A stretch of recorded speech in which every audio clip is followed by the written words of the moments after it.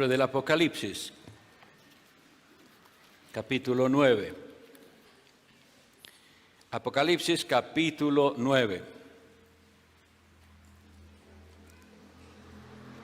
Vamos a leer los versículos del 12 al 21. Apocalipsis 9, del 12 al 21.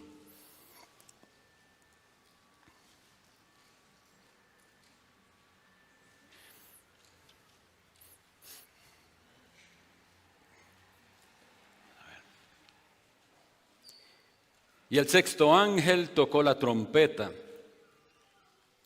y oí una voz que salía de los 4 cuernos del altar de oro que estaba delante de Dios, diciendo al sexto ángel que tenía la trompeta: desata a los 4 ángeles que están atados en el gran río Éufrates.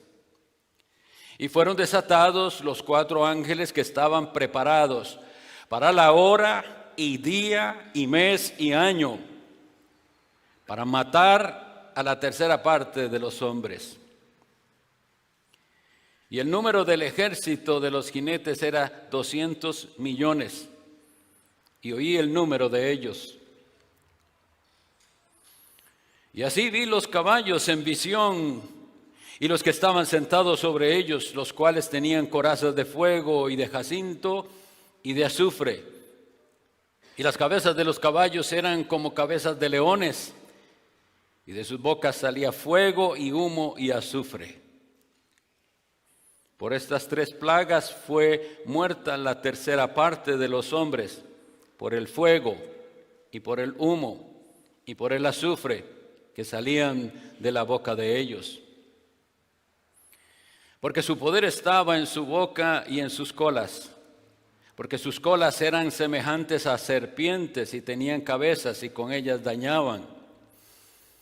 Y los otros hombres que no fueron muertos con estas plagas no se arrepintieron de las obras de sus manos, ni dejaron de adorar a los demonios y a las imágenes de oro y de plata y de bronce y de piedra y de madera, las cuales no pueden ver, ni oír, ni andar.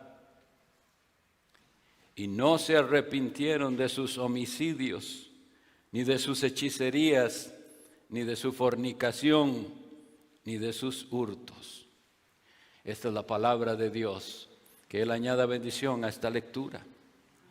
Empezamos, hermanos, con el segundo ay. Recuerdan que habíamos visto la expresión terrible cuando se tocaron las primeras 4 trompetas. ¡Ay de los moradores de la tierra!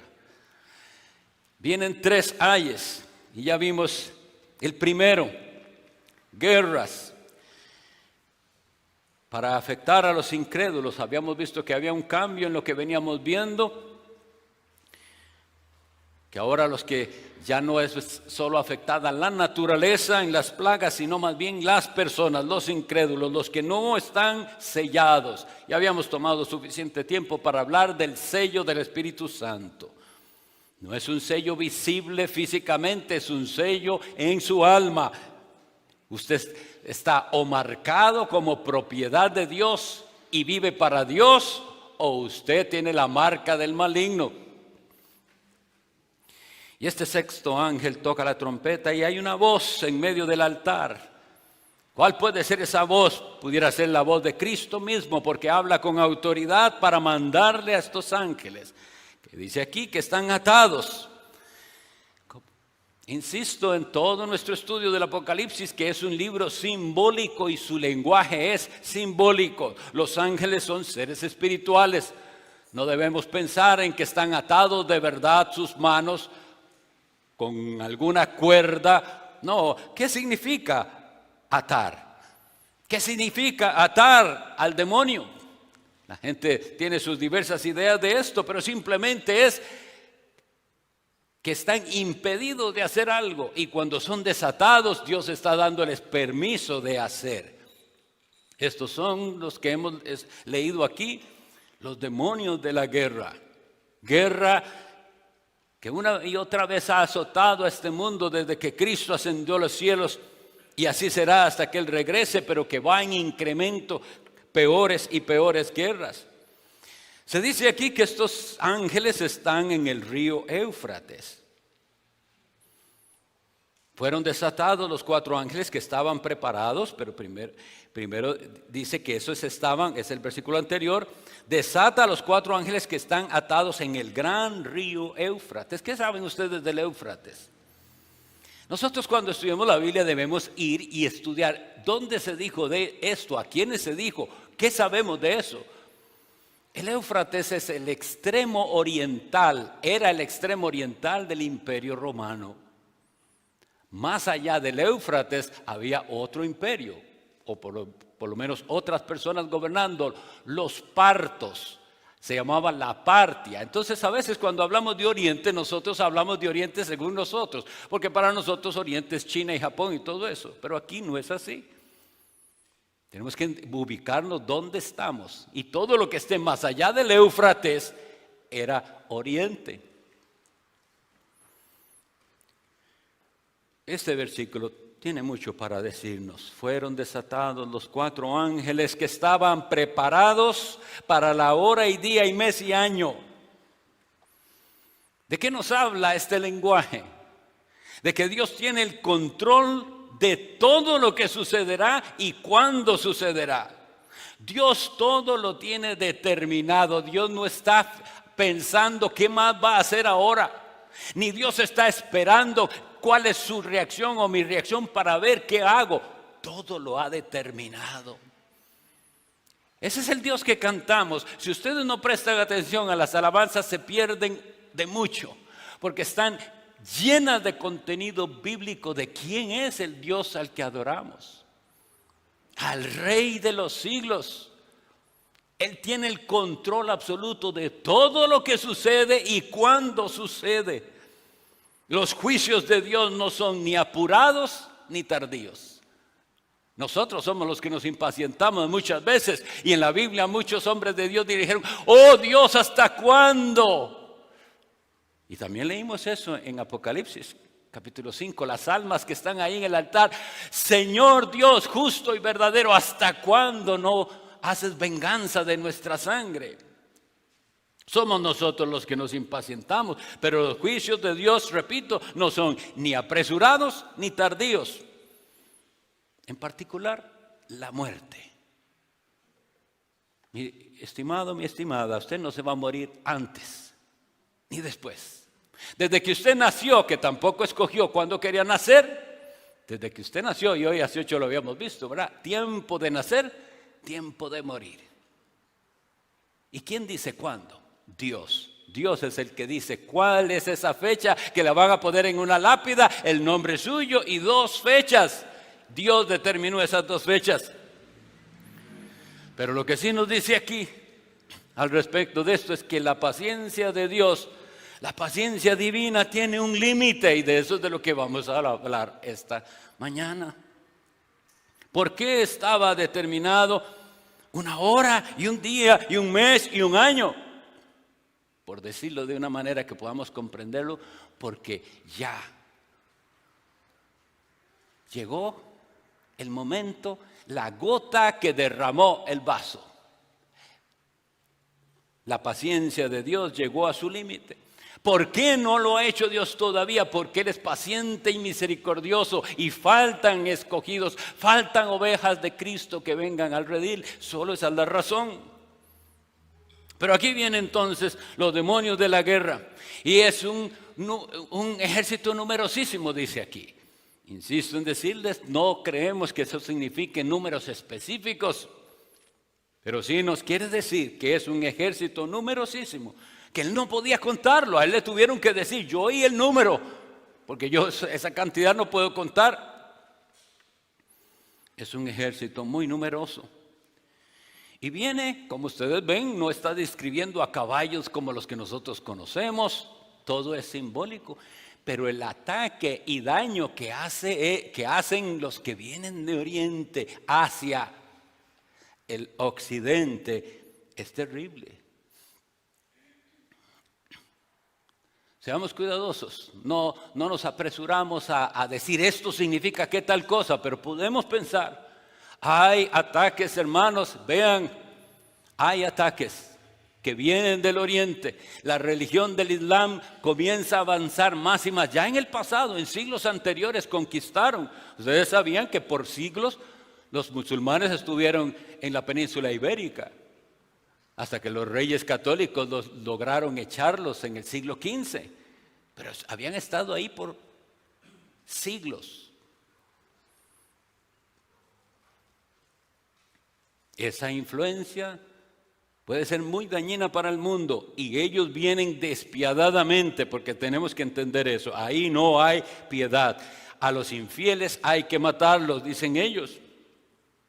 Bueno, viene este ejército, símbolos de guerra, y vemos algo particular. El azufre se menciona en todo el Apocalipsis 6 veces y 3 de esas 6 veces está en este capítulo. Pero ¿a qué le suena cuando oímos azufre? ¿Qué nos recuerda?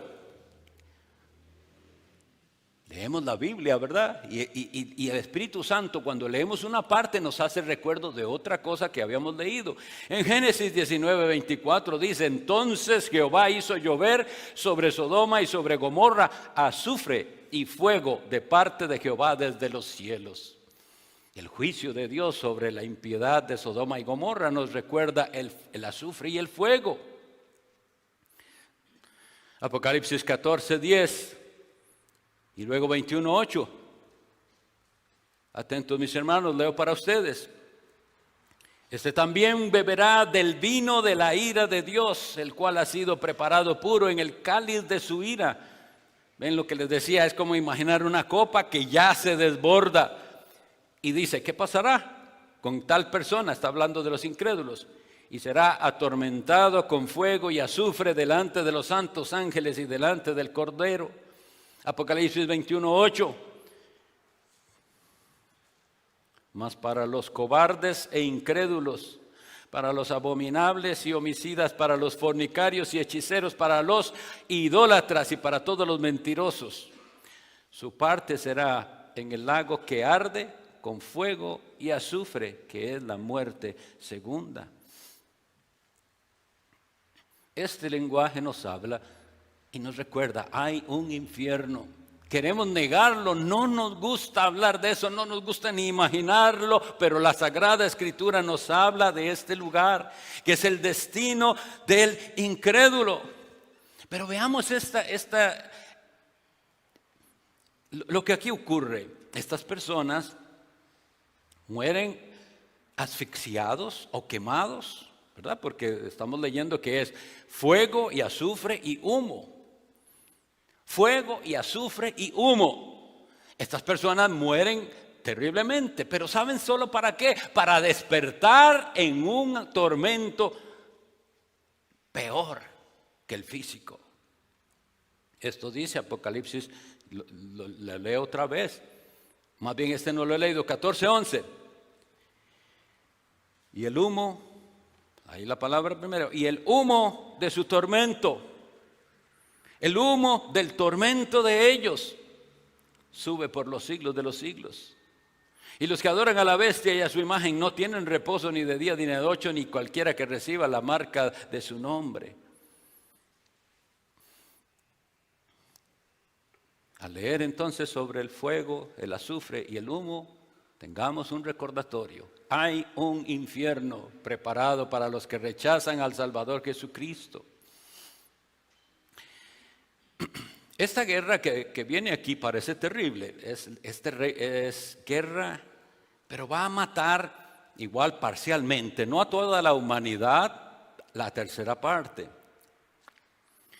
Suena terrible todo esto. Pero saben, después vamos a estudiar de otra guerra y vamos a ver también cuál es el fin de esa guerra, una batalla. Y usted tiene que ver de qué lado de la batalla está. En ya sabemos quiénes son ellos y vienen a matar a todos los que no tengan el sello del Dios vivo. Pero todas estas guerras lo que nos confrontan es este mundo. Este mundo es una batalla y una guerra. Y finalmente, este mundo se volverá en contra de la iglesia de Dios y habrá verdadera guerra. Todo contra los santos de Dios. Llegaremos ahí, no quiero adelantarme, pero la Sagrada Escritura dice que Dios le permitió hacer guerra contra los santos y vencerlos. Hay tiempos difíciles para el pueblo de Dios y hay hermanos nuestros que están sufriendo cosas espantosas en otra parte del mundo. Mientras tanto, aquí estamos viviendo un cristianismo muy fácil. Y la gente no se le puede pedir nada por Cristo porque les parece que es mucho. El tema realmente de este fragmento es más que ponernos ahí a fantasear qué significan las colas y los caballos y sus dientes y todo eso, que a la gente le gustaría que hagamos como esa fantasía, como las películas. Y entonces pensemos que estos son unas especiales armas de guerra que van a haber. Bueno, lo que sea, eso no es el punto importante. El punto es que aquí se habla de un tema importantísimo: la dureza y la incredulidad en el corazón de los impíos. Y no solo de los impíos, sino entre aquellos que se llaman pueblo de Dios. Porque eso es lo que leímos. Y los otros hombres que no fueron muertos con estas plagas no se arrepintieron. El miércoles pasado en el Salmo, en la reunión de oración, leíamos en el Salmo 81 lo siguiente: pero mi pueblo no oyó mi voz, e Israel no me quiso a mí. Los entregué, por tanto, a la dureza de su corazón. Caminaron en sus propios consejos. Y yo les decía a mis hermanos en la oración: ¿saben qué es lo peor que nos puede pasar? Que Dios nos suelte y que nos diga: vaya por donde usted quiera ir. Eso es lo peor que nos puede pasar a nosotros y a cualquier ser humano. Cuando nosotros leamos sobre Israel, sobre su terquedad, sobre su ingratitud contra Dios, recordemos, y entre ellos son solo un ejemplo de cómo somos usted y yo.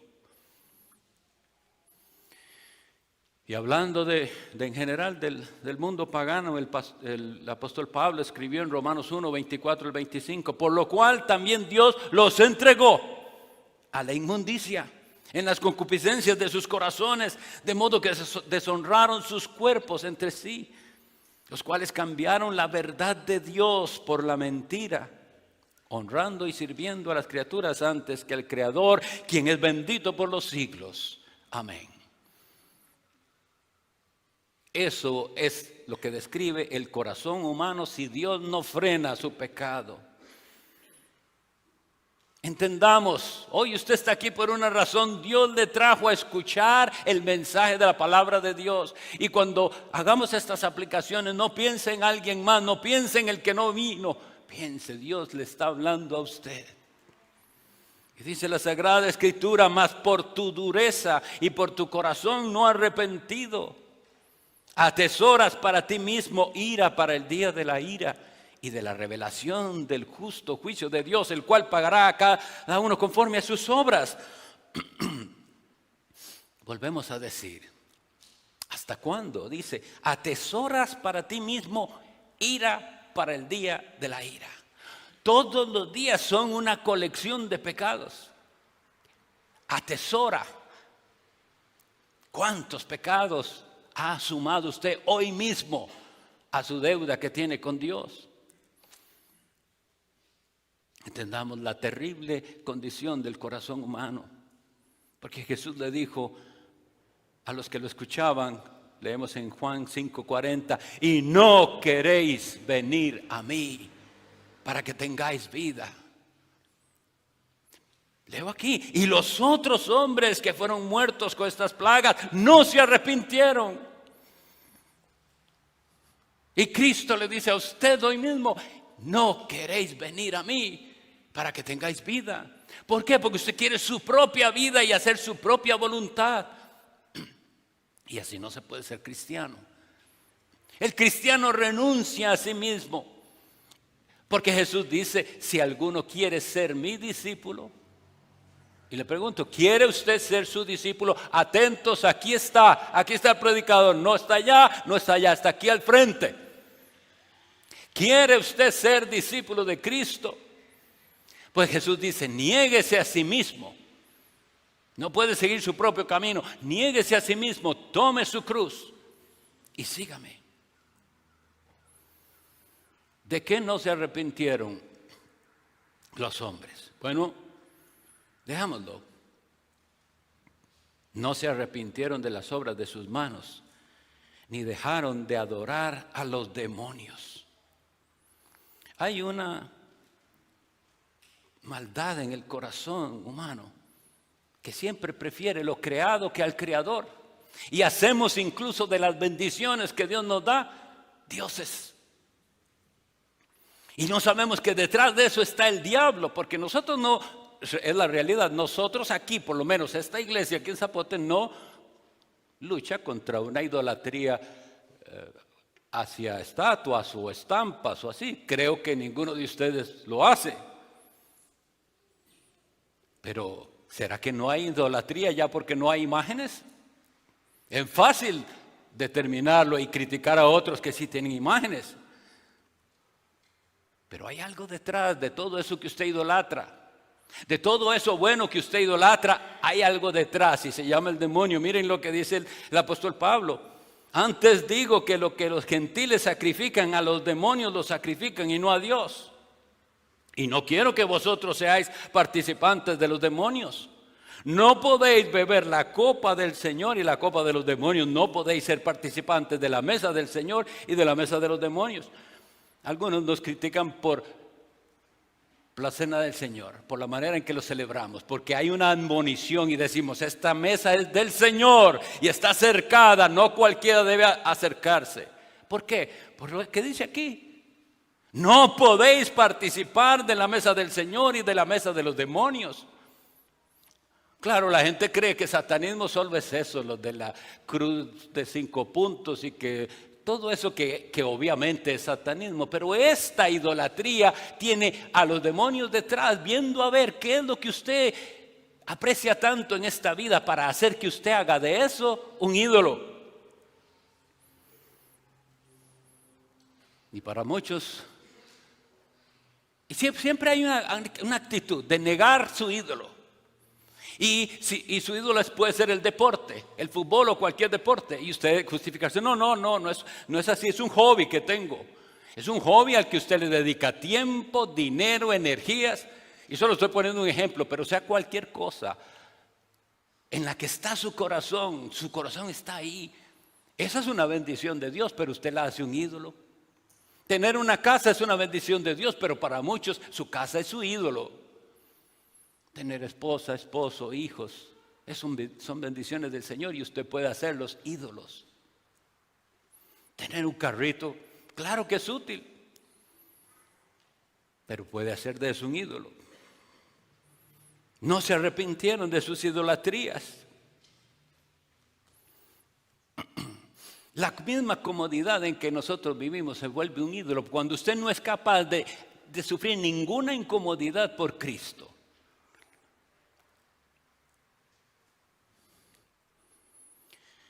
Y no se arrepintieron de sus homicidios. Una lectura superficial pensaría que estamos hablando del que simplemente de veras asesina a otro. Pero ¿qué dice Cristo de ese mandamiento? No matarás.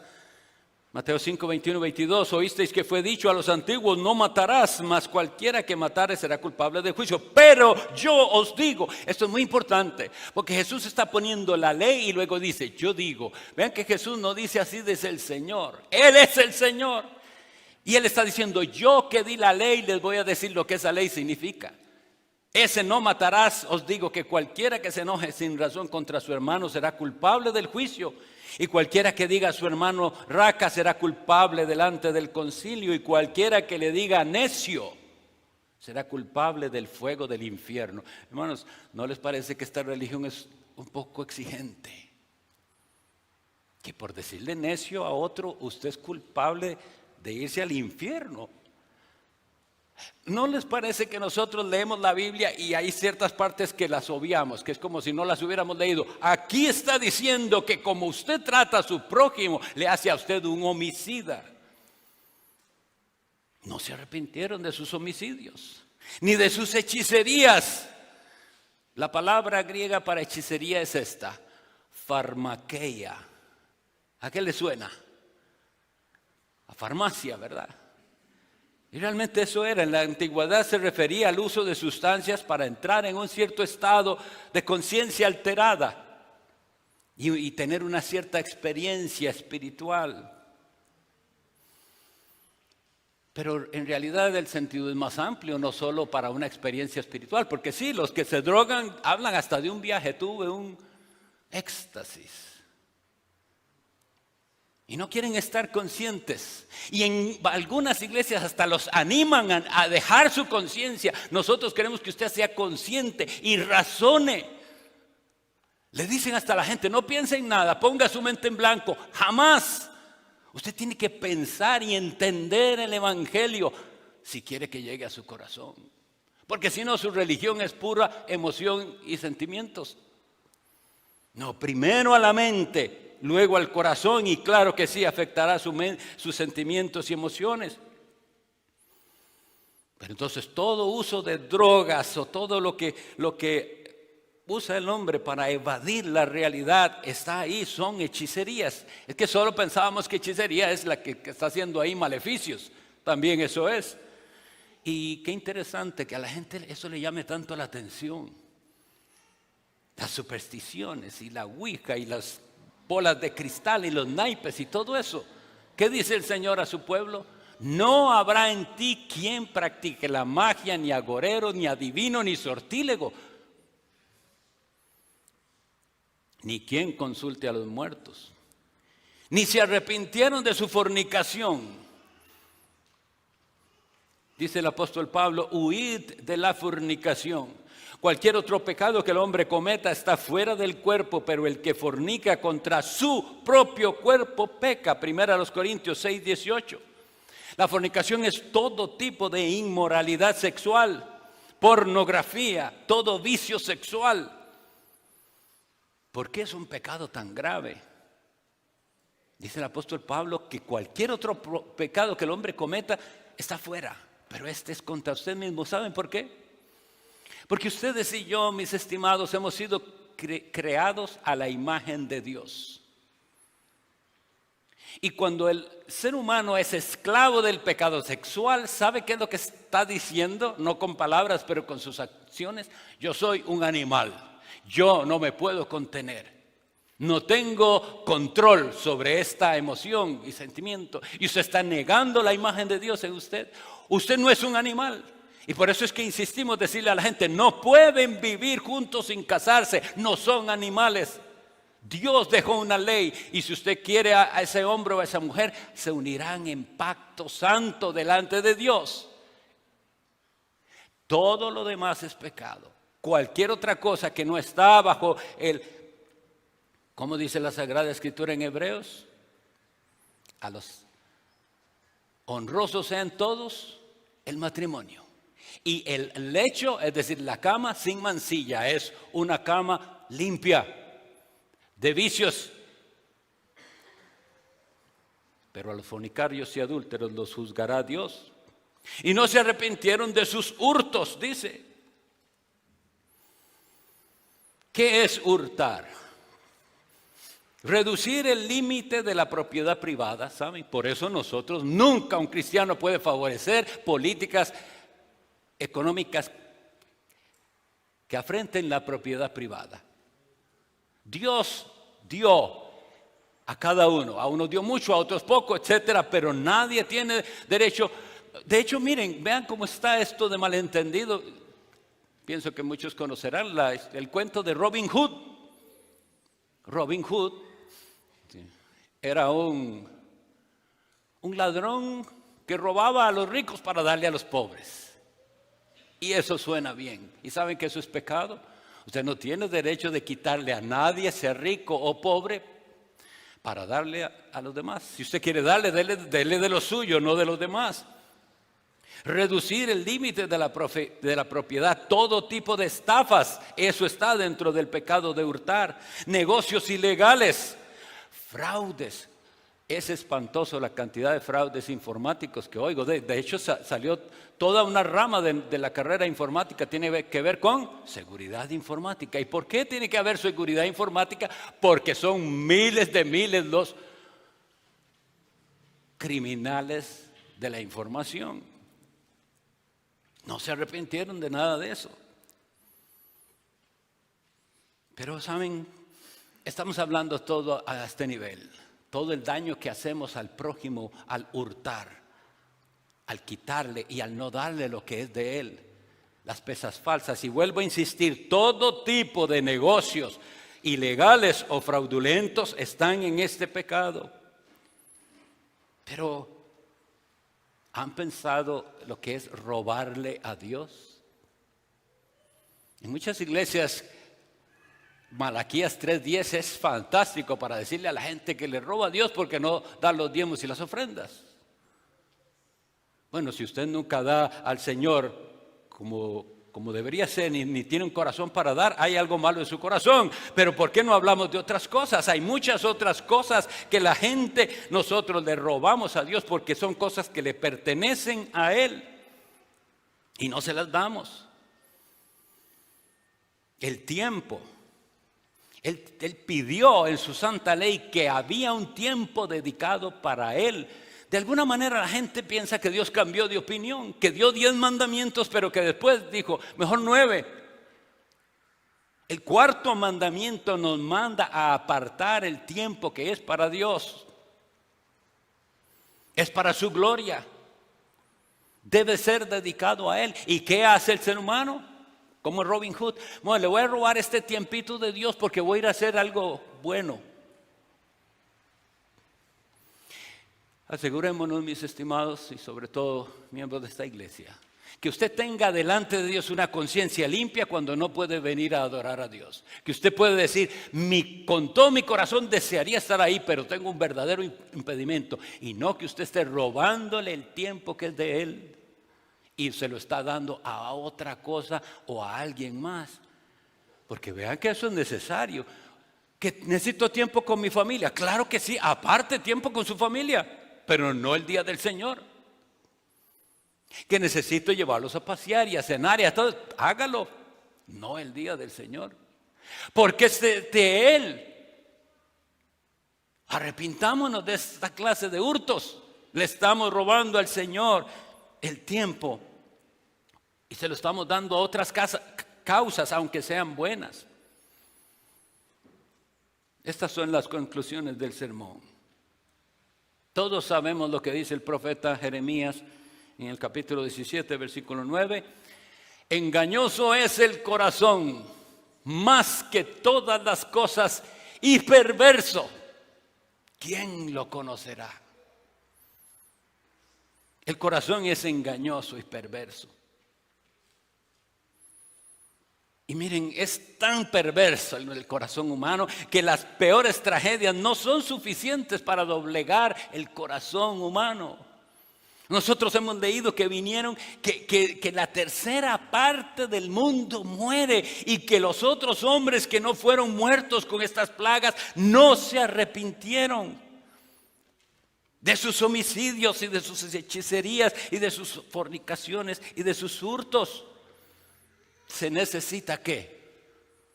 La obra del Espíritu Santo de Dios. ¿Me entienden, mis hermanos? ¿Por qué este pastor es tan insistente en que usted tiene que poner atención, que no se distraiga, que es el Espíritu Santo el que puede usar la palabra predicada para cambiarle su vida? Que usted mismo que se cree cristiano, un día Dios, el Espíritu Santo, puede despertar su conciencia y decir, no tengo lo que debería tener. Leo la Biblia y veo que yo no soy así. No encuentro en Cristo mi satisfacción. Ando buscando en el mundo cómo satisfacer la sed de mi alma. Porque usted no ha nacido de nuevo. Porque aquel a que Dios da vida hace como aquella mujer samaritana que leemos en Juan 4. que le dice, dame de esa agua. Y una vez que encuentra esa agua, dice la Escritura, y dejando su cántaro, fue al pueblo y les dijo, venid, ved a un hombre que me ha dicho todo lo que he hecho. ¿Cómo es que deja su cántaro? ¿No venía usted por agua? Sí, pero ya no me importa, encontré otra cosa que es más importante que la sed física que necesitaba saciar. Él sació la sed de mi alma. Pero si el Espíritu Santo no hace eso, usted seguirá y se aferrará y justificará y pondrá excusas para seguir con sus pecados, con sus homicidios, teniendo en su corazón rencor, odio, resentimiento hacia otros, su falta de perdón, sus hechicerías, buscando cómo escapar con sus drogas o vicios, su fornicación. Ni que se diga, este es uno de los pecados peores porque se practica en secreto y nadie sabe. Y es tan espantoso eso. Usted vuelve a ver a los demás, ¿a usted le parecería que ese es fornicario? No sabemos, se practica en secreto, pero no hay pecados en secreto. El Dios Todopoderoso estaba ahí y Él vio lo que usted hizo y cuándo lo hizo.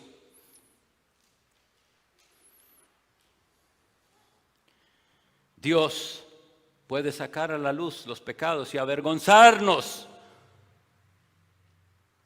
pero es peor el juicio de Dios. La Sagrada Escritura nos dice en Hebreos 10:30, lo leímos hace 8 días, porque sabemos quién es el que dijo, mía es la venganza, yo daré el pago, dice el Señor. Y otra vez, el Señor juzgará a su pueblo.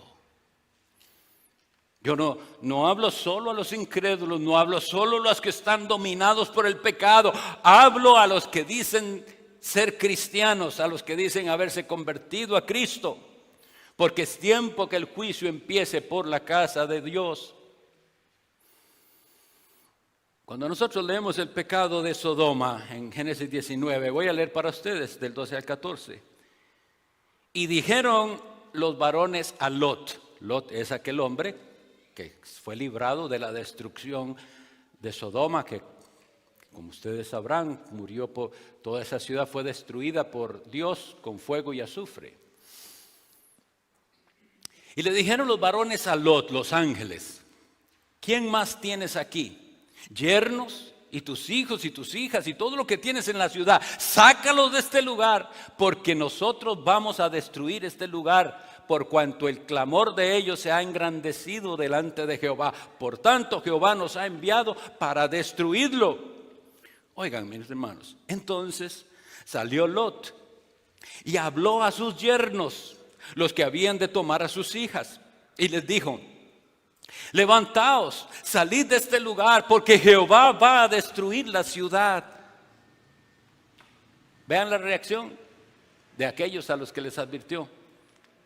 Pero les pareció a sus yernos como que se burlaba. Así me pasa a mí. Yo les hablo a ustedes del juicio de Dios que viene y de que tienen que dejar el mundo y el pecado para seguir a Cristo. Y veo a algunos que piensan, el pastor es medio loco, es extremista, es fanático. Estos son lo que leemos ahí. Les pareció como que se burlaba. Por eso les digo, no hay manera de hacerles entender, solo el Espíritu Santo puede. Les pareció como se burlaba. No se arrepintieron hasta que vino el fuego y el azufre del cielo.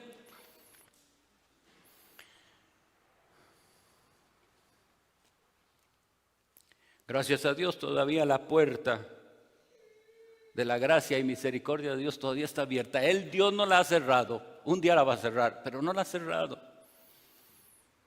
Y dice el apóstol Pablo lo siguiente: si usted está envuelto en alguno de estos pecados u otros, porque esta no es la lista completa de pecados, hay muchos más pecados. Dice el apóstol Pablo, 1 Corintios 6, 9, 10 y 11: ¿no sabéis que los injustos no heredarán el reino de Dios? Si usted es injusto y practica la injusticia, no heredará el reino de Dios. No se engañe. Entonces él dice lo siguiente: no erréis. Me gusta traducirlo: no se me equivoque. Aquí dice: ni los fornicarios, ni los idólatras, ni los adúlteros, ni los afeminados, ni los que se echan con varones, ni los ladrones, ni los avaros, ni los borrachos, ni los maldicientes, ni los estafadores heredarán el reino de Dios. No se engañe. Estos pecados u otros, si dominan en su vida, usted no heredará el reino de Dios. Si usted le roba a Dios su tiempo conscientemente, no heredará el reino de Dios. La gente quiere categorizar solo ciertos pecados que para ellos son escandalosos, les hacen merecer el infierno. Pero un solo pecado fue necesario para que expulsaran a Adán y Eva del paraíso. Solo el Espíritu Santo les puede hacer sentir a ustedes y a mí el peso del pecado que nos hace merecer la condenación. Pero hay esperanza. Porque después de haber dicho toda esta lista horrible, el apóstol sigue diciendo: y esto erais algunos. En la iglesia de Corinto había de toda gente que había sido idólatra, había sido adúltero, había sido afeminado, había sido homosexual, ladrones, avaros, habían ex borrachos, ex maldicientes, ex estafadores. Esto erais antes, pero ya habéis sido justificados. Primero dice: ya estáis lavados, porque el pecado es una inmundicia que contamina nuestro corazón. Pero ahora en Cristo ya estáis lavados. ¿Ha sido lavado usted? Ya estáis santificados. ¿Ha sido santificado usted? Ya estáis justificados. Esto es maravilloso. Justificado significa que ya delante de Dios todo lo que yo le debía se pagó. ¿Cómo pasó esto? En el nombre del Señor Jesús y por el Espíritu de nuestro Dios.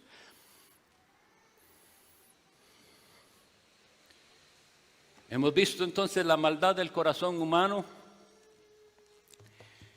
No se va a arrepentir, se va a aferrar a sus pecados, va a encontrar excusas y justificación para seguir en pecado. Y confiamos que el Espíritu Santo puede usar incluso esta palabra para enternecerle su corazón y decirle: no tiene por qué ir al lugar donde hay fuego y azufre. Usted puede venir a Jesús y Él perdonarle y cambiarle su vida. Oremos. Dios Padre Todopoderoso,